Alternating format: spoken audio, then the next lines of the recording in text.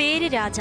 ജോലി ഭവനവേതനം, പിടിച്ചുപറി, ഭീഷണിപ്പെടുത്തൽ, കൂലിത്തലടക്കമുള്ള ഗുണ്ടാപ്പണി. വിദ്യാഭ്യാസ യോഗ്യത 3ാം ക്ലാസ്.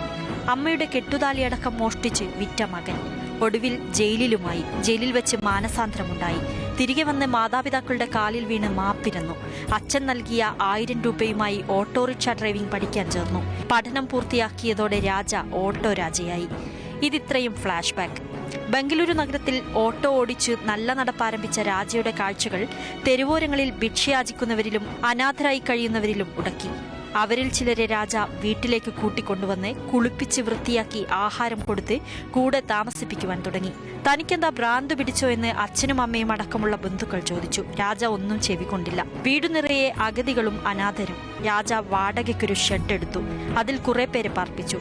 ഓട്ടോറിക്ഷ ഓടിച്ചു കിട്ടുന്ന പണം മുഴുവൻ തെരുവിൽ നിന്നെത്തിയ അതിഥികൾക്കായി മാറ്റിവെച്ചു. ഓട്ടോ രാജയുടെ മഹത്വം കണ്ട് കണ്ണും മനസ്സും നിറഞ്ഞ ചിലർ പണം നൽകി സഹായിച്ചു.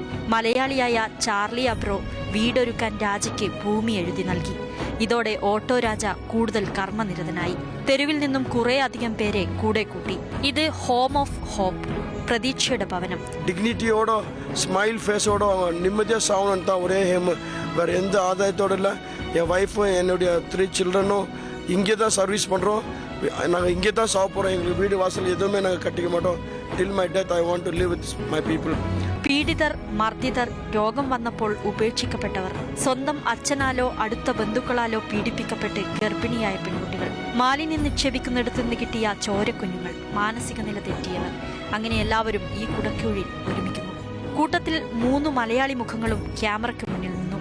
തുരുമ്പെടുത്തു തുടങ്ങിയ ഇവരുടെ ഓർമ്മകളിൽ എവിടെയോ ഉണ്ട് കണിക്കൊന്നയും തുമ്പയും തുളസിയും ഓണവും വിഷുവും ഒക്കെ വന്നു പോകാറുള്ള നാടും നാട്ടിലെ വീടും. വാർത്തയാകാൻ ഇഷ്ടമില്ലാത്ത മലയാളിയായ ഒരു മാധ്യമ പ്രവർത്തകനുമുണ്ട് രാജയുടെ തണലിൽ.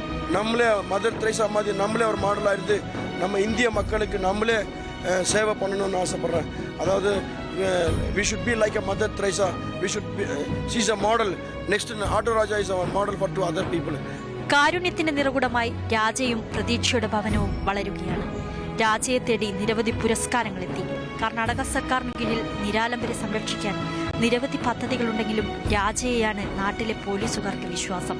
തെരുവിൽ നിന്ന് ആരെ കിട്ടിയാലും അവരിവിടെ എത്തിക്കും. റിപ്പോർട്ട് തയ്യാറാക്കി യാത്ര പറഞ്ഞിറങ്ങുമ്പോൾ ഗേറ്റിന് മുന്നിൽ ഒരു ഓട്ടോ. 451ാമത്തെ അതിഥിയെ, തെരുവിൽ നിന്ന് ലഭിച്ച ലക്ഷ്മിയെ പ്രതീക്ഷയുടെ ഭവനം സന്തോഷത്തോടെ വരവേറ്റു. ക്യാമറമാൻ വിനോദ് മൊറാഴയ്ക്കൊപ്പം നദീർ അജ്മൽ, മാതൃഭൂമി ന്യൂസ്, ബംഗളൂരു.